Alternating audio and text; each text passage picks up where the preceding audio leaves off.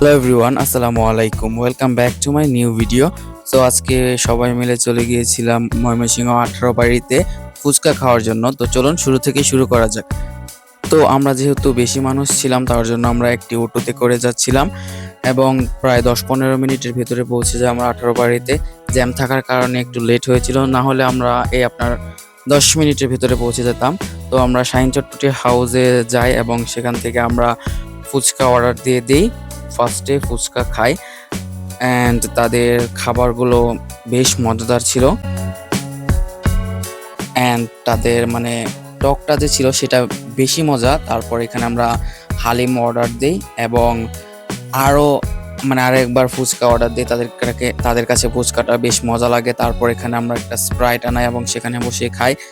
And 18 বাড়িটা আপনার সুন্দর করে সাজাচ্ছিল, কারণ আপনার সামনে মনে হয় কালী পূজা, তো তার জন্য আর কি। সেখান থেকে কিছু ওষুধ কিনে বাসার উদ্দেশ্যে আবার রওনা হলাম। সো আল্লাহ হাফিজ।